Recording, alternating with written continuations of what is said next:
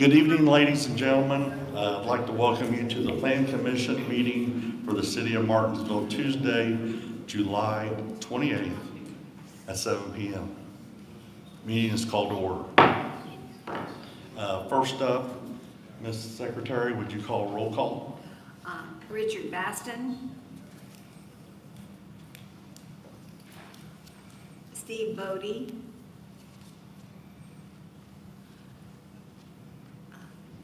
Jim Burkhart. Goodness. Joe Disney. Present. Richard Durnall. Present. Caleb Forrester. Present. Rick Keacock. Here. Ann Miller. Present. Jason Scott. Here. Troy Swan.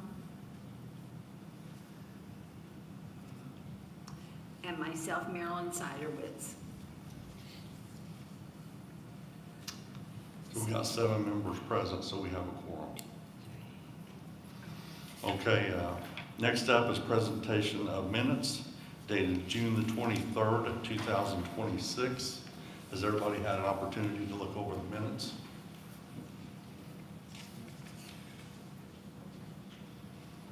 Do we have any corrections that need to be made?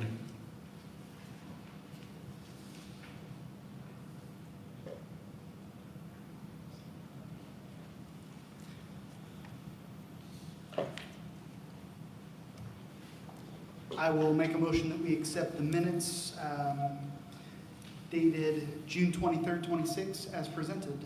Rick Durnall made a motion that we accept the minutes. Do I hear a second? I'll second. Caleb Forrester seconds. All those in favor? Aye. Opposed? Abstain. Abstain? Ann Miller abstained. She wasn't here last night. Okay, we don't have anything for old business, so the first thing on our agenda will be new business. It's docket number PC 26018, remodeling historic downtown. The owner is BOCKFBJ LLC. Mr. Chairman, Mr. Chairman, I'm Dale Coffey, going to step out here because I have a conflict of interest in this application. All right, thank you, sir. Will you please sign in and state your name, sir? Certainly. My name is Chris Fuller, and I'm here on behalf of BOCK FBJ LLC. I'm located at 60 East Morgan Street here in Martinsville, Indiana. I believe you all have a copy of the packet I submitted there. I'm happy to take any additional questions on that. We've been renovating this building, the first floor and second floor, to modernize it. Much of the second floor is probably stuck in the 40s or 50s, and we've got that moved forward. And this that I'm here today is on the front of the building. I think I provided you all a color photo of that. And on the front there, we've matched windows with the original arches, and they will now be the black frame windows, as well as the lower half there. Some of you have driven by, you've probably noticed that there is a brick enclosure on both sides. It's a lighter brick, it's not a retro of the building. We're taking that out and putting a storefront on it. Kind of our inspiration was looking at the theater you all did next door, or the theater next door the city did. The paint will mostly be the same. I think I provided a paint sample, and if you look at this, the paint that won't be the same, just right there to the windows, will be that paint sample I provided you. All the other paints will be the same. You'll also, although I don't have it shown in this picture, the door going upstairs here will be matching the door we have on the front of the building to keep everything consistent. And I think it's going to be a great addition to downtown. It's going to be a big change for that building, but it's consistent with what the city's been doing. The front currently there is not historical with that brick. We look forward to get it done and hope for approval, and welcome any questions you all have. So the paint swatch that we sent around is just the small sections underneath of those windows, right and left of the front door? Yes, sir. The other paint, the trim colors will be the same as what they're currently there. Okay. Yes, sir. Do we have any questions for Mr. Fuller on this?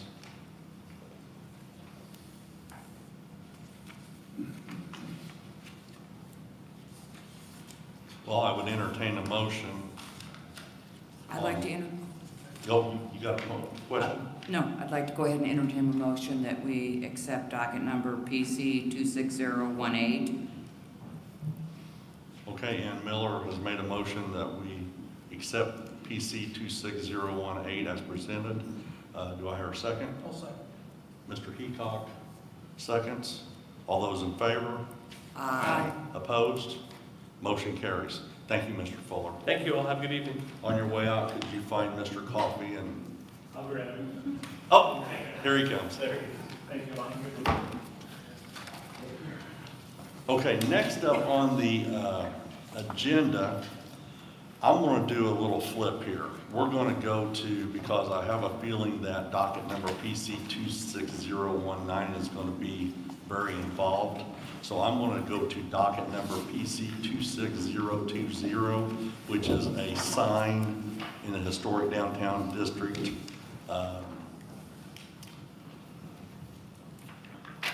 Landowner is Ron Standhouse. Applicant is Jocelyn Covey.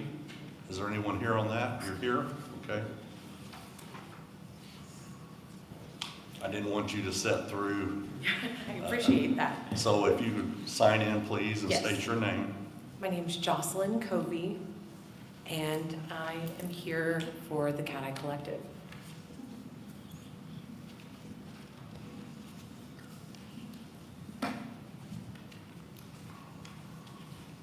What is the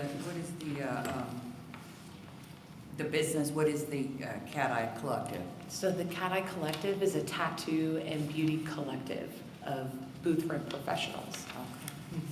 Okay. So so you've got beauticians and Yes. artists? Yes, Okay. we've got a little bit of everything. All are independent businesses, so we support them in their autonomy as business owners rather than being employees, which is really common in the tattoo and beauty industry. So I'm just trying to provide a beautiful space for a lot of like-minded people to come together and share their craft with everybody.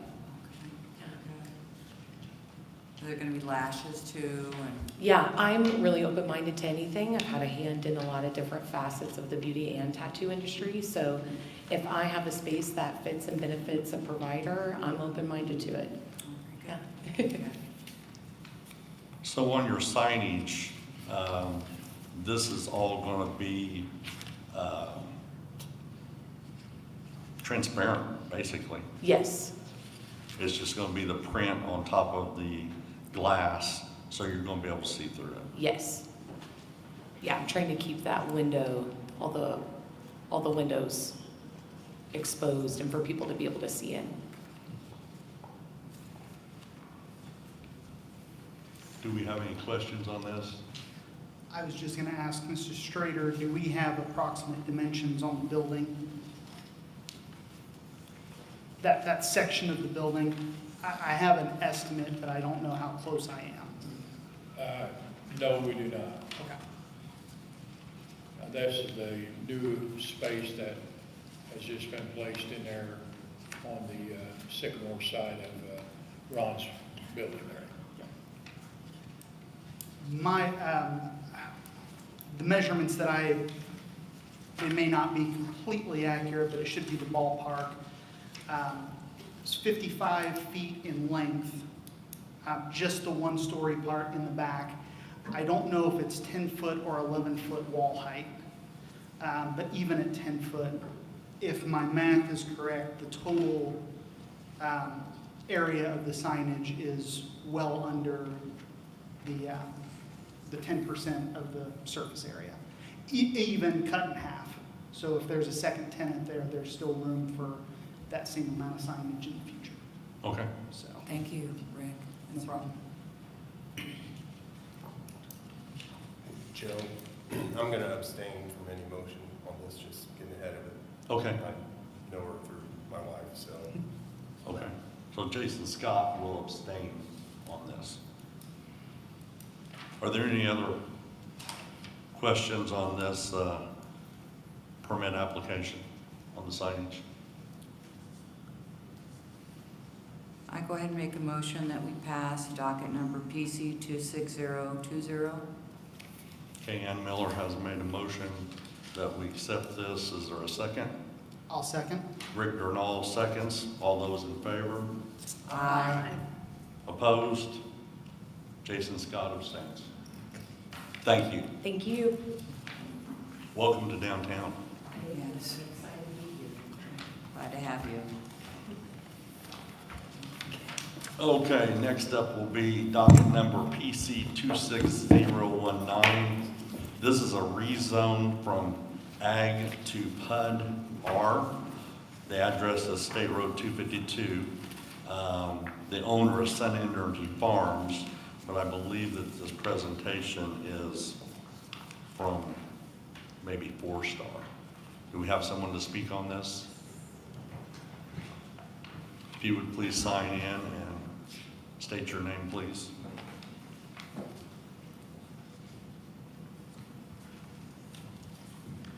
Good evening. My name is Cheyenne Hoffa. I'm the entitlements manager with 4-Star Group. I appreciate you guys hearing our petition today for a rezone from Ag to PUD-R for a proposed neighborhood called Maple Hills.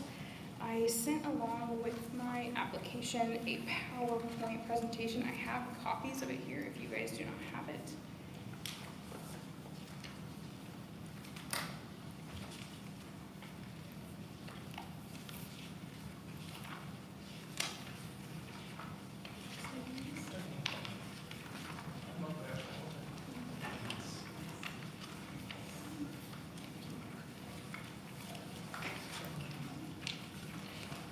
Thank you. Yes. Thank you.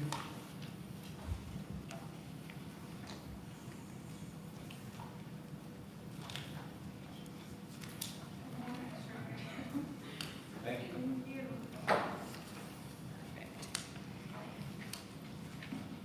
Okay, so I passed out PowerPoint to you all. So we are proposing a residential neighborhood. I know that you indicated that the address is on 252, and I spoke with you guys late last year about the annexation.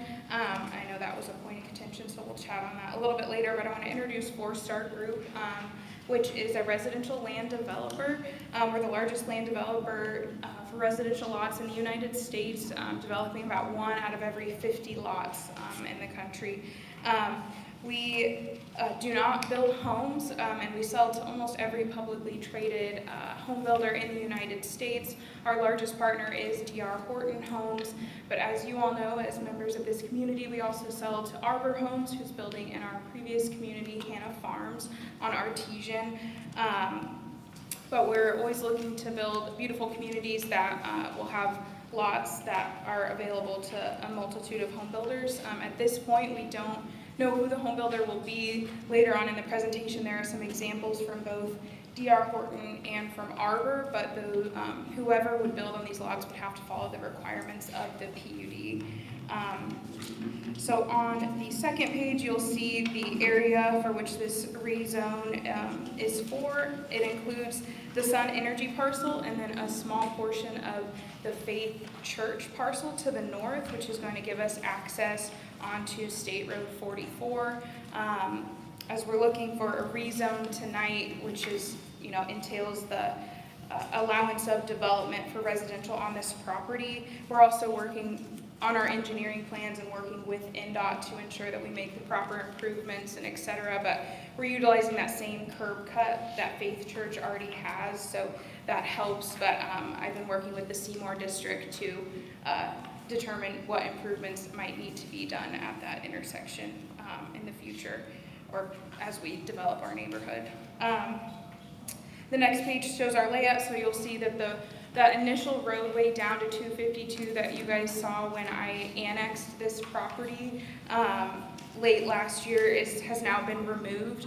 We're seeking to just go to State Road 44, and we've worked with HWC, Mayor Costin, and also town staff to make that road a large boulevard for access and safety, so that if one lane would be blocked for any reason, that emergency vehicles could still get through that additional lane that would be separated by a landscaped boulevard there, which will also include some landscaping, which is codified within the PUD language, as well as that front pond. We're planning to have a fountain in that front pond just to help with aesthetics along State Road 44. On page number 5, you'll see we're proposing, the current site plan has 159 50-foot lots. This will fit a 40-foot home product, as well as this property is very beautiful. It's hard to get to, as you can tell that we've switched entrances there. But once you get on the site, it has some rolling topography, and you can't really see out of the site because it's wooded on all 4 sides, which we plan to retain those woods, which is really great in terms of lot premiums for those homes that will all back up to the woods that are on the outer edges of the site. In addition to some beautifully wooded lots, working with staff and Mayor Costin, we've also upped the brick requirement from Hannah Farms on these homes. So the language in the PUD requires that 50% of the homes will have at least 50% brick on the front facade. Those homes that are going to be wider than 32 feet will have that requirement. The remaining 50% will have that brick wainscot. Any homes that are narrower than 32 feet will be required to, 50% will be required to have that 360 brick wainscot. The remaining 50% will have that brick wainscot on the front. And working with my home building partners, again, as we don't build the homes, that helps to retain some anti-monotony throughout the streetscape. If you have every home brick or every home not brick, then sometimes as you're driving down the street, it looks like the same home on every side, so that kind of helps give some diversity to that streetscape. There on page 6, the first 2 pages of homes are D.R. Horton Homes, which is our largest home building partner. Those are some elevations of a 40-foot wide product that they offer in this market. Those range from about 1,200 to 2,600 square feet. And typically the starting house price on those is about $275 in similar markets in this area. Again, we're not the home builder, but just on market research, we're thinking that probably those homes will be at least that base price or a little bit higher depending on where we land with construction costs. On page 7 are some 30-foot wide product that Horton offers. These range from 950 square feet to 1,900 square feet and start in the mid to low 200s. And then some Arbor product, which will look familiar because some of these are from Hannah Farms, the plans that they offer from Hannah Farms neighborhood. These are 40-foot product that range from 1,200 to 3,100 square feet, and from the mid-200s to about the almost $400,000 range for the arbor product. And then page 9 shows some arbor arrival product, which is 30-foot wide, range from 950 square feet to 2,000. And we've seen the billboards, but they're about starting at 200,000, but a lot of times with options and et cetera, those will go up to almost $300,000. The final page, we have a playground amenity proposed. There's a lot of really great wooded areas around. The one picture on the bottom right-hand side is from the site. I went out walking the site a few months ago and determined not to have some amenities back in the wooded areas. I wasn't sure that'd be safe for people, but it's just a beautiful property that is, going to be really great for some beautiful home sites that are slightly elevated from what we're seeing at Hannah Farms. And then additionally, we will have, like I said, that pond fountain at that front pond on State Road 44. As I indicated, there's the two different home sizes that are shown here. The PUD will allow for a 30-foot wide product on a 50-foot wide lot. The side yard setbacks are 5 feet, so most of the lots will probably be built a 40-foot product, but the PUD does have allowances for that 30-foot product that is shown that D.R. Horton and Arbor both offer.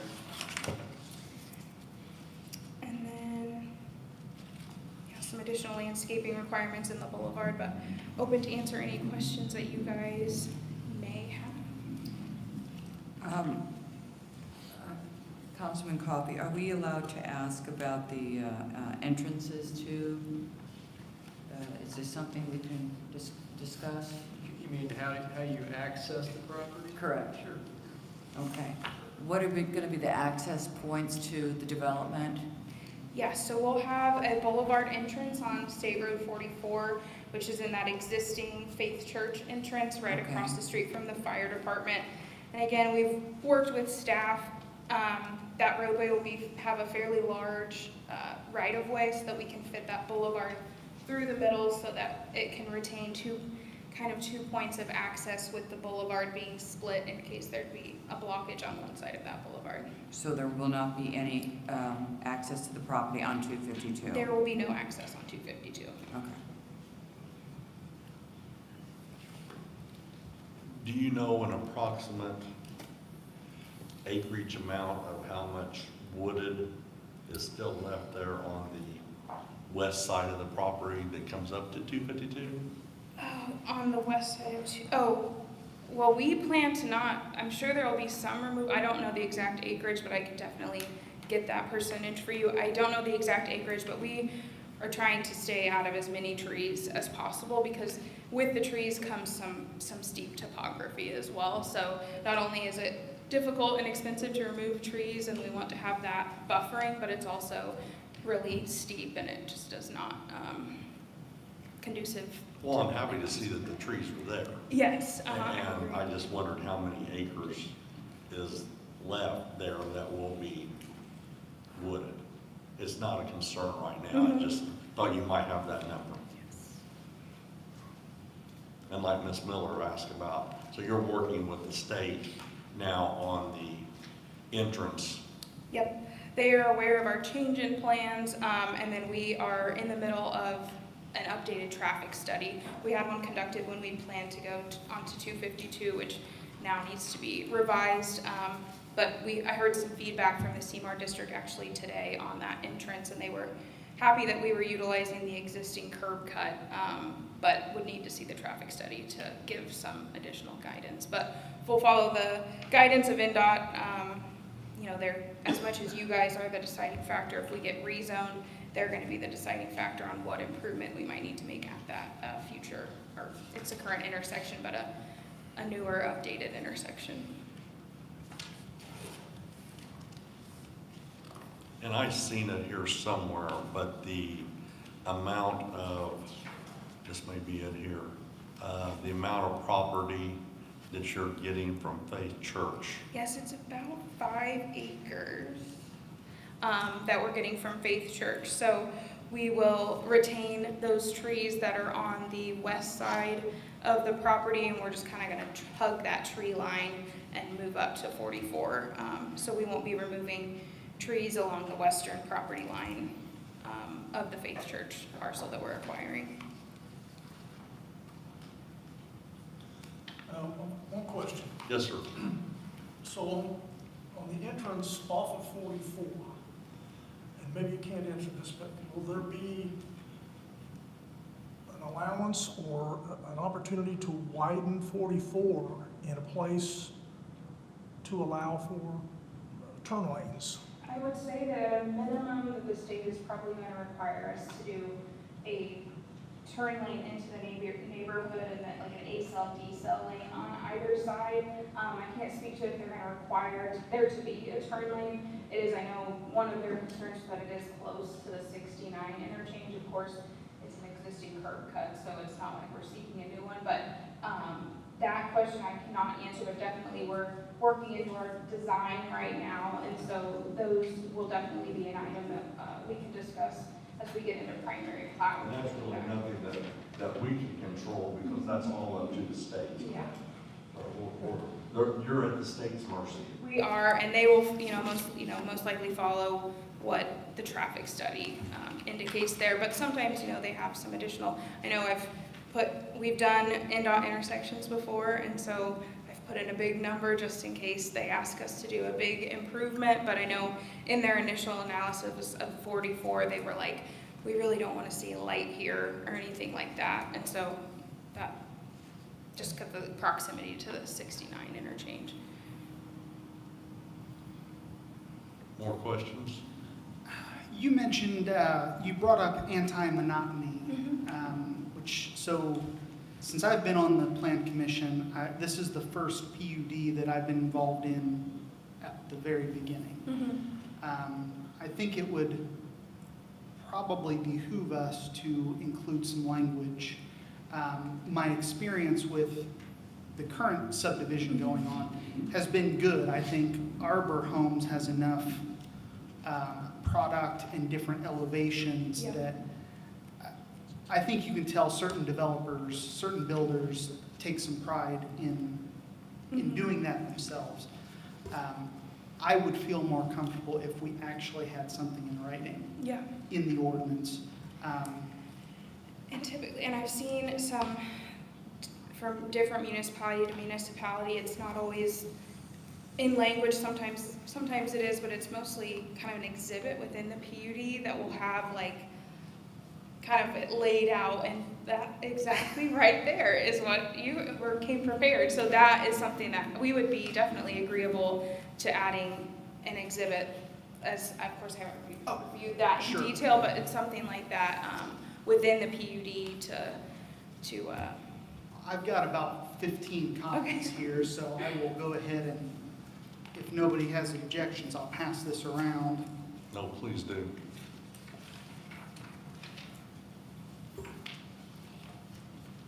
And once it gets around there, if Mr. Strader would like to see one, if Sandy and Mayor Costin would like to see one as well.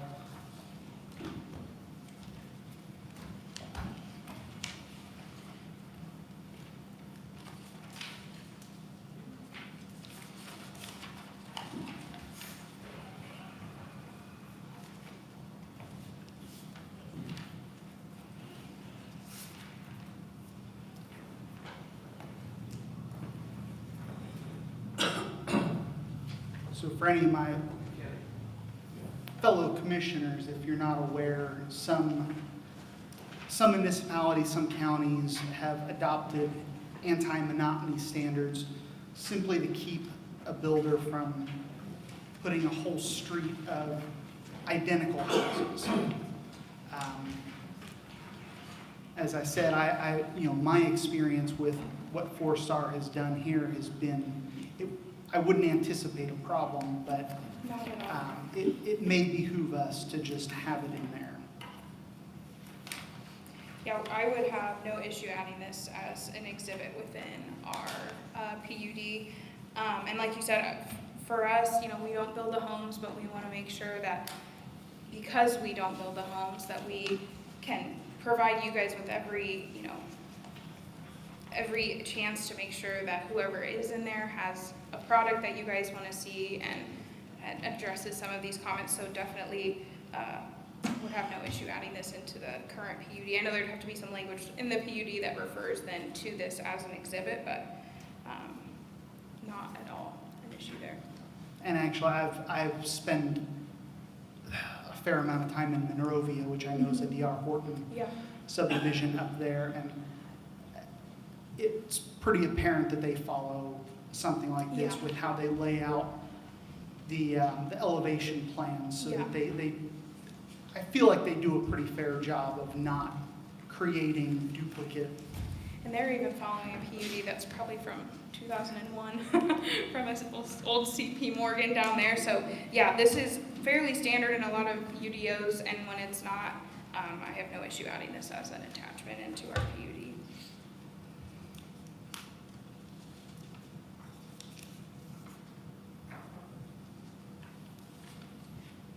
Do we have any other questions?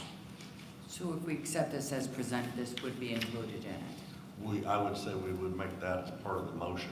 Okay. Would that be not correct, Mr. Paul? Yes. We would make that as part of the motion, that we add this as an exhibit.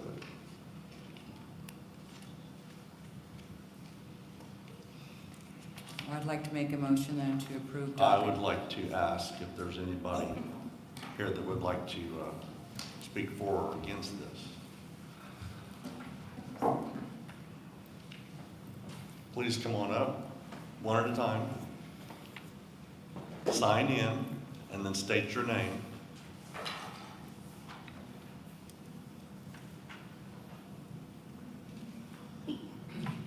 My name is Terry Allen. My property, Did you get that, Marilyn? I did, Okay, Terry. go ahead. my property butts up against where this new addition will be, woods to woods. Okay.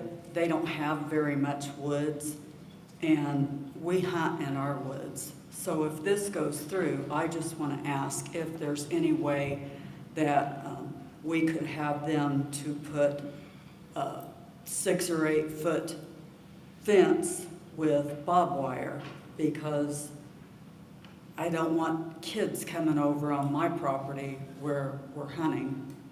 So where is your property located at, ma'am? It is, I believe it would be the west side, Okay. and it just. So are you off of 252? We are off of 252. Okay. I could show you if you want me to show you. It's probably easier to understand if I So- show you. So your property goes all along this property line? It doesn't go completely across it. It switches hands down towards the end, the bottom end.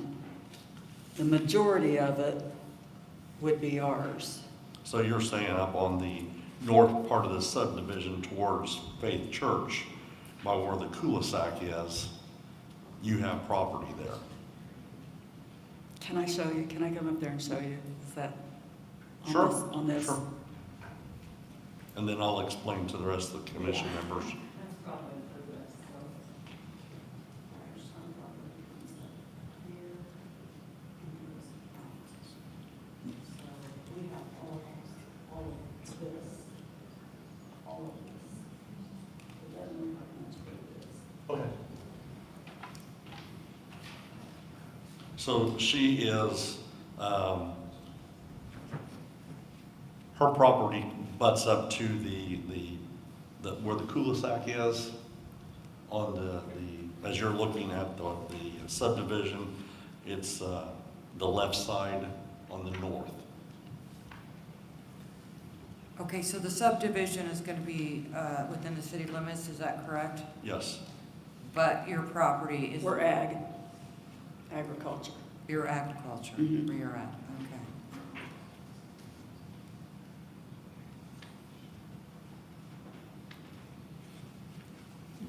So your zone agriculture, Yeah, I think probably most people around there are, I don't know, are they, we're not city inside. You what? We are not city inside. We're in that Concord on Morgantown Road. Is it city? No, it's not. So it's basically going to be surrounded by ag. This is my husband, so he can probably explain things better. Robert Allen. Thank you. Our property butts up to Faith Church from the south, all the Okay. way across the backside. Our property runs on the east side, next to the subdivision, probably 3/4 of the way down. We actually have an entrance off 252. Uh-huh. We also have an entrance off 252 lane back to my property as well. Okay. So we are not in city limits. So right now, that's how we prefer to stay. It's because we do things there on our property. So the big thing is, I was a kid, I know what kids do. Sure. That's why we want chain link fence with barbed wire Right, to protect that. right. You know, do I like what's going on? No. But am I gonna stop it? No. It's progress, I understand that. So I just wanna make sure that we are protected and covered on our side of it. So that's kind of where we're at with this. Sure. How many acres do you have? Got a It's just 20 under 30. Yeah, 29.5, Okay. so. And we'd actually bought the woods several years back, so we would have more woods, more property Sure. out in the country, Right, so. right.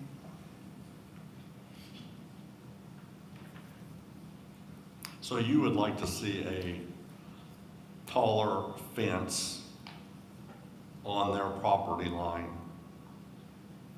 Definitely.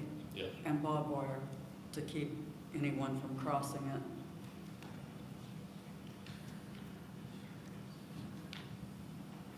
From like 252 outlining their property line all the way back.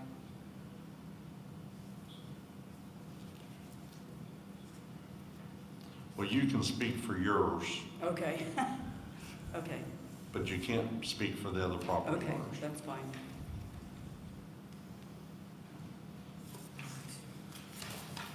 Okay, that's a good point. You got anything else? No, that'll be it. Okay, all right. We'll, Cheyenne, will you make a note of that? That, do you see where their property is? So that way you can see what you can do to accommodate them. Down lower, that's gonna be all woods, and you said that that was very hilly terrain. Yeah, I didn't really want to hear the rest of the comments. Well, I wanna go ahead and talk about this. So come on up here, Cheyenne.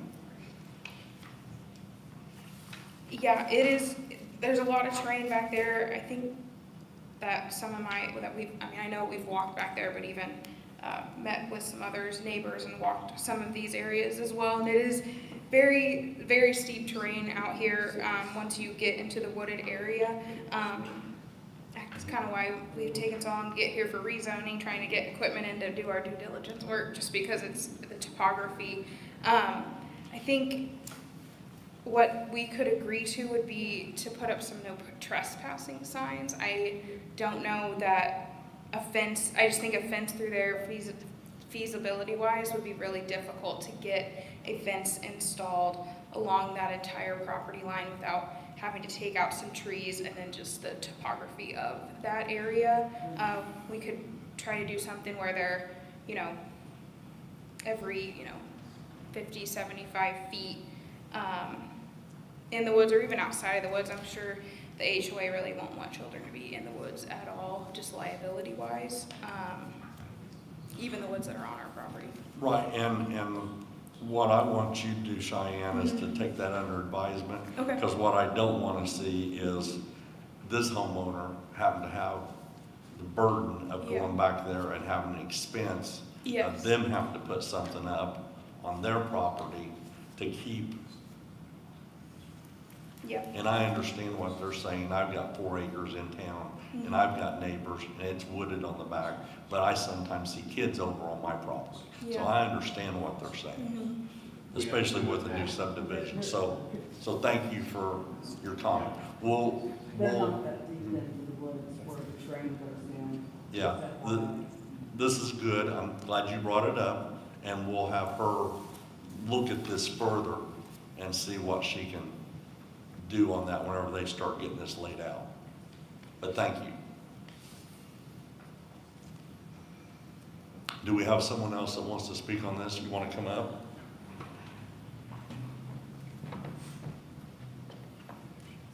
I basically just have a couple of questions. My name's Tom Flatt. I own just a Would you little sign bit. in? Would you sign in, Yeah. please? And it's Tom, what's the last name? Flat. Flat? Huh? Did you get that, Tom Flat? Black, F-L-A-T-E. No, F-L-E-C-K? F-L-A-T-T, flat tire with 2 T's. Oh, Two T's. F-L-A-T-T. Okay, Tom, go ahead. We have a sliver of property that is adjacent to the entrance road off of 44 there. I have a couple of questions on the, you have a retention pond there, right there at the entrance of 44. Now there's, the drainage there is well, where that retention pond, that's about the extent of the drainage off of that section, because that's where the dividing line between watersheds is, right up the top of that retention pond. So I'm wondering here, are you intending on diverting more water along that access road to that retention pond? Is that why that retention pond is even needed there? Yes, it'll take on the flow from faith, the ground on Faith Missionary Church that we're developing upon. So that pond will take on flow from the access road. Oh, okay. Yeah, because that drainage off that pond goes down adjacent to 44, and then it all comes across my backyard. Okay. So if you increase the flow there, I got more flooding back there. Right now, I only get a flood when we get a 2-inch rain. Okay. So, okay, well, so I guess it's designed to hold the capacity of whatever runs off that section. Yeah, so most of the stormwater ordinances require that you don't increase flow from the use that you're developing it off of. So a lot of times, it's mostly farm fields that we're developing upon. We're not allowed to increase the amount of discharge from that site than what it is currently. So a lot of times when we put in, as much as you see pavement, houses, all surfaces that will not take on water like a farm field used to, and you think, oh my gosh, they're going to be shedding off a ton more water. Well, we have all these retention ponds that then will make sure that the flow is not higher than it was when it was a field, but then we'll also release that slower because of the requirements for those outlet structures. So a lot of times you may even see a little bit of an improvement in these flows from that site because it's being released over a much longer period of time than just like if it were a farm field just running off as quickly as possible. Okay, well, that'd be good, because I think we have an increased flow from when they dredged out that long 44 there, so I'll take that as an improvement. I'll be out there every day when it's under construction. I was out there when 69 was built, and I filed three watershed violations while they were building that, so I'll catch you if you remember. My background's stormwater, so I use it. Another question I had is, this is a pretty tight subdivision. You've got some amenities, you got a playground, you've got woods. Is there going to be probably an HOA? So, Mr. Flatt, the way this is supposed to work is you present your comments to the commission. You can't do a back and forth with the applicant at this stage. So you have your public comments to the commission, and the commission may follow up with the applicant as to the questions you've raised, okay? We can't have a dialogue between the applicant and yourself in this particular period of the hearing. Well, then I'll ask you guys, is there probably be an HOA involved in this and to take care of the amenities and maintain the roads and things like that? Is that how these normally go? Well, sir, with Hannah Farms, This is a 4-star development also. Hannah Farms is down on Artesian Avenue. And that's what they've got there. And it's gonna be the 4 stars of the developer here. They're not the builder, but they're developer of the property. They're putting the roads in, the sidewalks, the curbing. But don't usually when they sell the property, they indicate whether there's an HOA involved, or does that come later if the owners want it? How's that? That would be something that's up to the developer. That's nothing for tonight for the plan commission to decide. The plan commission is deciding whether or not to recommend to the council, city council, to rezone from agricultural to PUDR. And so the issue of a homeowner association, those kind of things are not before the plan commission this evening. Okay. But they are good questions. All right. So thank you. That is a good question, very good question. Do you have anything else? No, that's it. Thank you. All right, thank you, sir. Do we have anybody else that would like to speak on this? For or against? Can I add something? Ma'am, would you come up? And this is Mrs. Allen that has already been up here. I just wanted to add that I believe it was 2 people from 4-star, 2 guys that came out to our house, and my husband took them and walked the area. And they're not, where we were asking for the fence is not in the steep. You don't get into that deep hill area. So the fencing would not be over where the deep The rough term, yes. is. Yeah, I believe I understood that. Did the other commission members understand that? Okay, because I know when she was talking about like, I mean, no trespassing signs aren't going to do anything for us. And I just don't want to see anybody get hurt one way or the other. Yes. You know. Thank you, ma'am.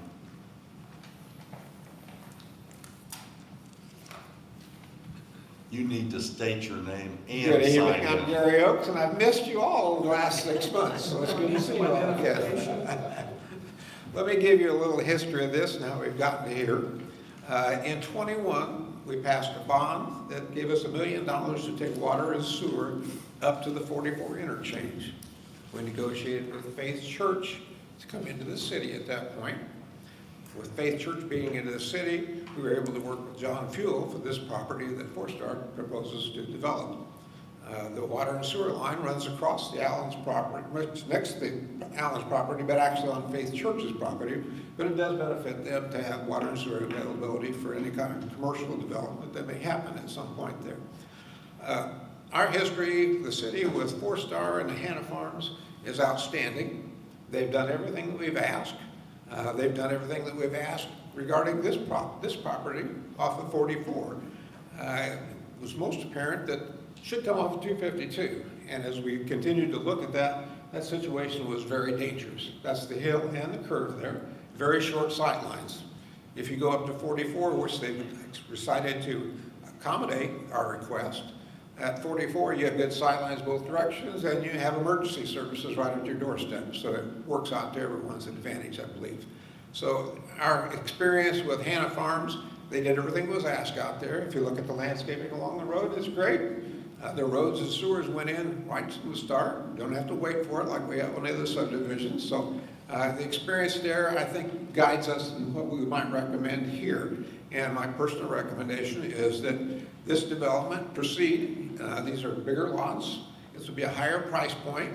We have a price point that's $235 to $385 in Hannah Farms, a little less than that in Spina Hammock subdivision. But we want price parts around your city. So up Licking Hills, we've got a couple different developments happening up there. So those price points are a little higher up there. So you have to have that kind of variety to be able to draw people to your city. We need to develop at that point. So our experience, my experience with 4-star has been outstanding. I recommend them again. Thanks. Thank you, sir. Do we have anybody else here that would like to speak on this? Do we have anybody here that's from one of the other subdivisions that is in the area would you like to speak about this? We want to hear public Okay, input. thank you. My name is Tammy Goodall, Tammy Goodall. And my husband and I, we live off of Old Morgantown Road, 252, Okay. okay? Our property is at the end of the street. There's only 10 houses in that little subdivision, Patriot Place. So, and that's right across from the church? It's off to the, yeah, across from Eastview Christian Church. Okay, so you're on That little Morgantown division Road. right there, there's 10 houses there. And our house, we're the last one, kind of go down the road on the left. The new subdivision is gonna go right up behind us. Okay.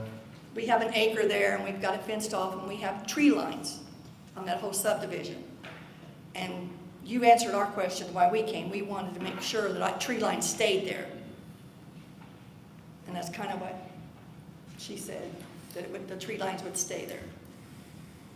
And then we were worried about the emergency entrance being suggested coming down our road.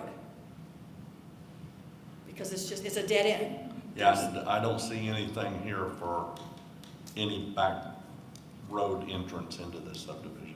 Okay, all right. And like I said again, I think you all asked the right questions that we were looking for. I mean, again, we don't really want it to come. We know it has to be there. I mean, we knew eventually that property was going to get bought out. But if we believe and trust what everybody's saying, like this gentleman said, it'll be a quality subdivision. It won't be, because our homes are anywhere from $400,000 to $600,000 homes that we have there. Yeah, and this is just my opinion, but I think as the city grows, we're going to see more stuff. Maybe not so dense as this, more like what you've got. Yes, in, yes. in your subdivision. There's going to be more of that in your area. Just as the city grows, there's going to be that demand. Exactly. And there's going to be people that's going to come in and, I mean, you've got Clear Creek just right around Yes, the corner. exactly, That's right. nice, and that's what I wanted to know is if there was anybody else here from these other subdivisions and any concerns. Yeah. But I like the tree line that's going to be around this. Right, right. And That I they're leaving that. really like to hear that there's, we just don't want the children back there. It's very scary to us. We have grandchildren and we know how you start getting subdivision and it's single family homes, right? I mean, that's what most of them are gonna be. Do you know what Mr. Fuel was originally going to put this in as a solar farm? No kidding. Am I right? There you go. So that's what you could have had in your Now, see, I was all trying to be good and positive about this and you go to that. Okay. So thank you for Well, thank you. for coming, your attendance. We appreciate that. We want to see the public here. We want to hear public comment. All right, thanks. Thank you. Do we have any other questions from the commission? Mr. Costin, you're here. Would you like to say anything? This is something that's been in the works for a long time. You've worked on this for 2 years? Yes, sir. Scott Granger. Some of you know me. Did you get his name earlier? I did. Okay.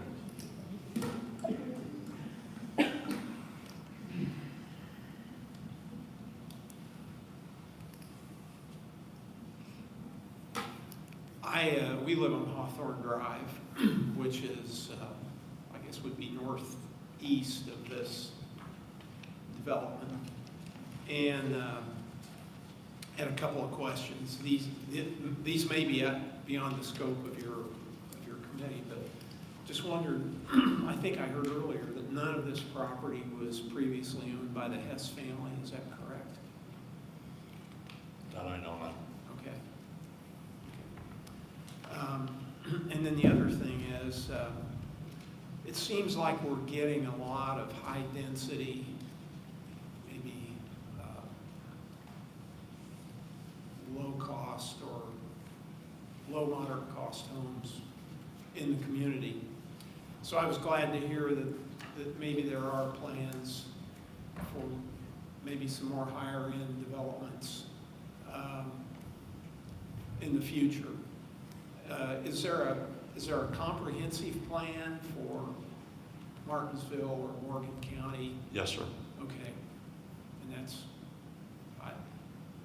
I'm sure that's available for inspection. Yes. Yeah, okay.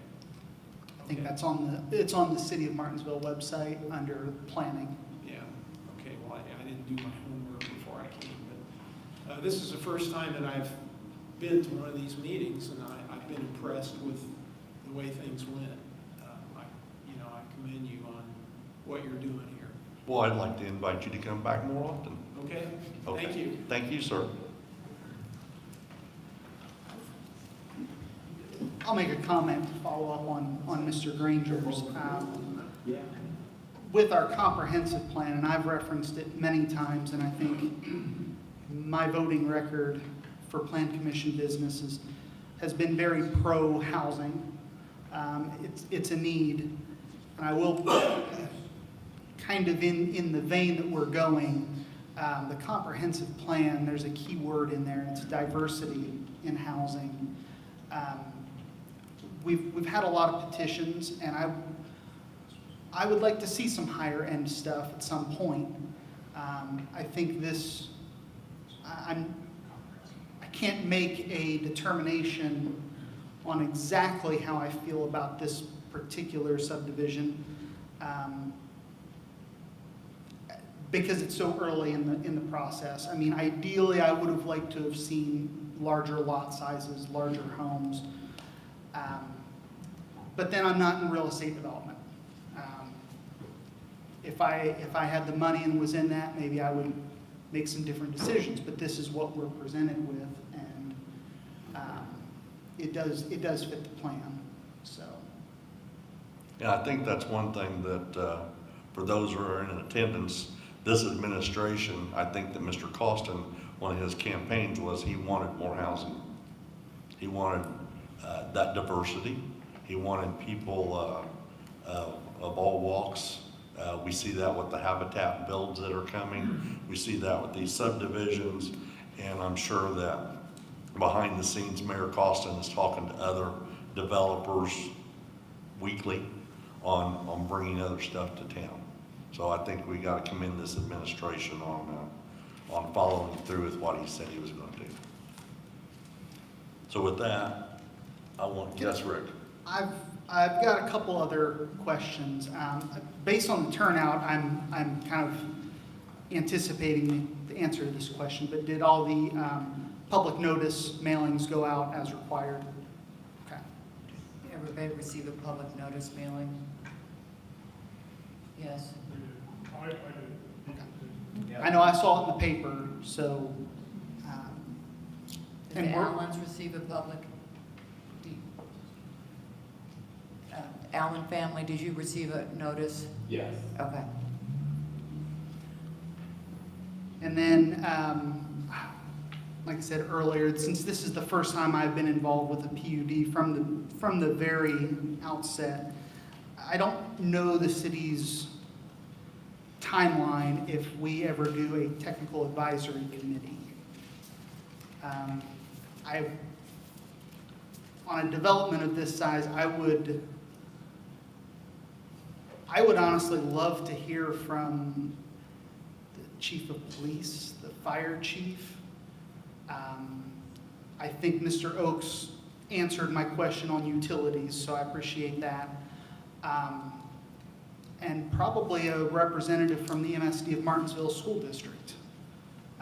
As we're adding houses to a district that, within a year, we're gonna lose 2 of our 3 city elementary schools. I don't know that any answers to those concerns or points that those departments might bring up would necessarily change the outcome, but I think they're questions worth asking.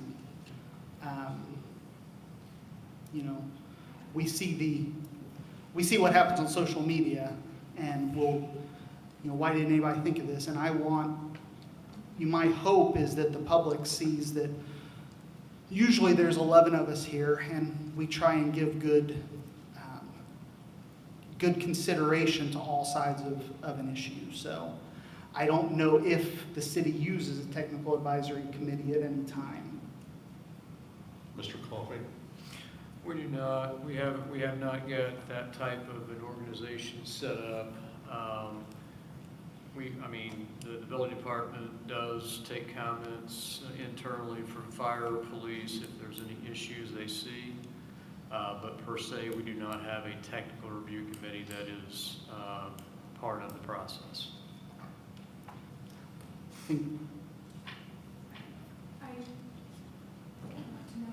The boulevard entrance came about with discussions with the fire department. Okay. Because we had thought about doing an access road over to the neighborhood to the east, and that was not working out as well as I figured. Those homeowners probably wouldn't want an emergency access over there either, so the boulevard entrance. And then I've also spoken a few times to Susie Lips, who's on town common council, and she works for the school corporation, and she hasn't expressed any concerns about the students. Don't know that I've asked that question specifically, but I have spoken with her about this project during the annexation portion and reached out again as we've started this rezone.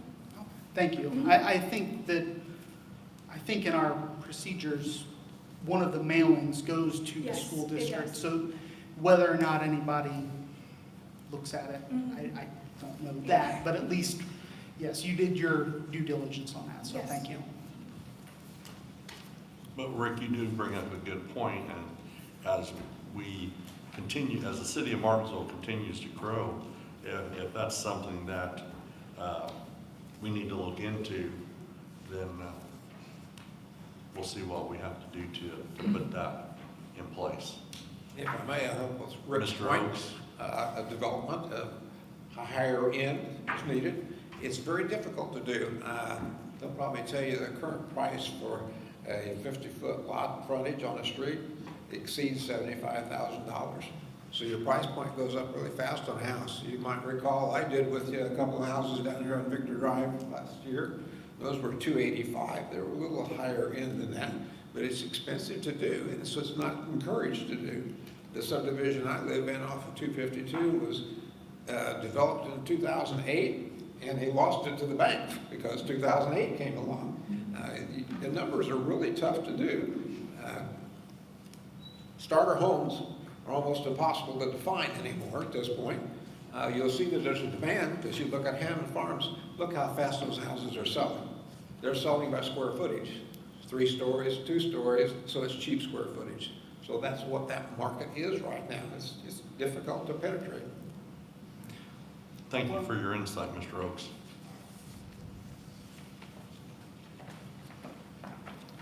Ms. Allen? Hi, I missed how much the housing range is going to be in that addition. Can you tell me? I wrote it down here, ma'am.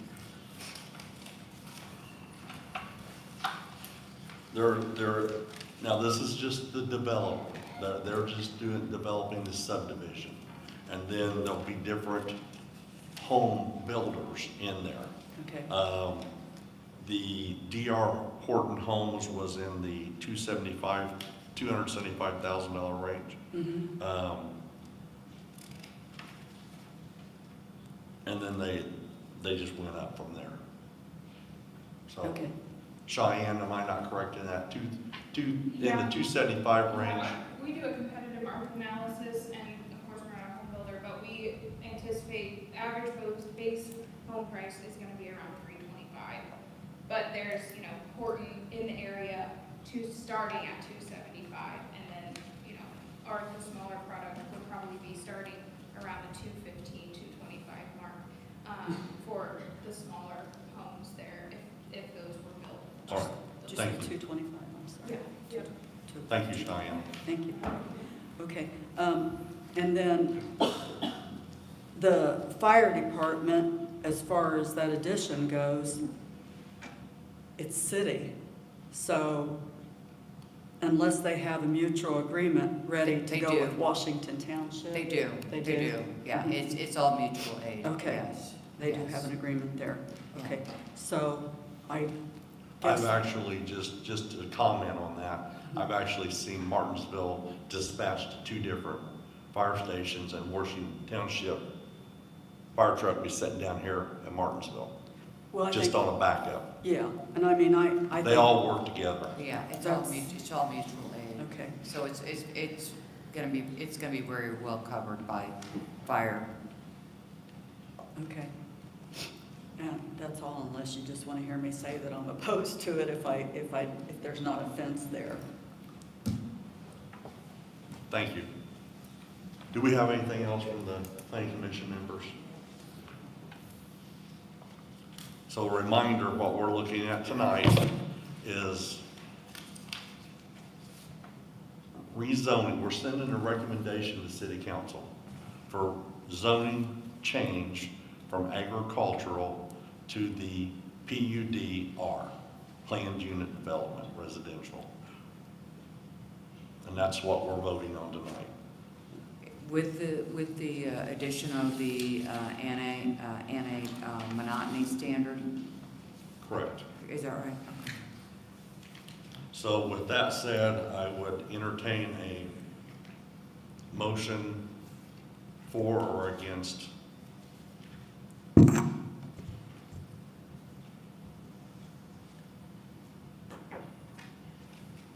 I'll go ahead and entertain a motion to approve docket PC 26019 with the addition of the monotony standard option 2, rezoning from ag to PUD. Ag to residential. Yes, it's a PUD residential. Okay, PUD to a PUD residential. Okay, we have a motion on the floor to send a favorable recommendation. Second. Mr. Heacock seconds. All those in favor say aye. Aye. Opposed? Motion carries. Thank you, Cheyenne, for coming in. Thank you to the members of the community for coming in. That's all we have on our agenda tonight. Do we have any comments? Anything we'd like to talk about? We don't have a full membership here tonight. I suppose I'll just reiterate, I've brought this up a couple of times. I think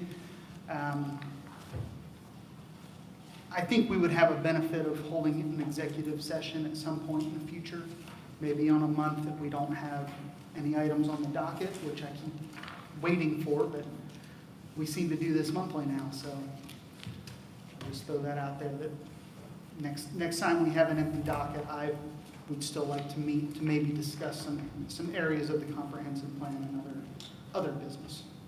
Sure. And with my approving this, is with the hope that that fence will be put up with barbed wire and chain link fencing. Well, that's just something for them to. To decide, yes, That's but something for them I'm to. just making. They're aware of it. Okay. So as long as they're Okay. aware of it, then as we know, there's many steps to this process. Right. It goes before council next for the rezoning. Right. So if that's all we have, I entertain a motion for adjournment. I make a motion, we adjourn. Second. All those in favor? Is that you, Rick? Rick, or no, second. All those in favor? Aye. Okay, our next regular session meeting is Tuesday, August the 25th, 26th. It's August already, guys. August 25th. Thank you. Meeting adjourned. Oh, yeah, and then we're about somebody breaking in. That's my issue. When I was a kid, all the fences was, there's something really good on the other side, you need to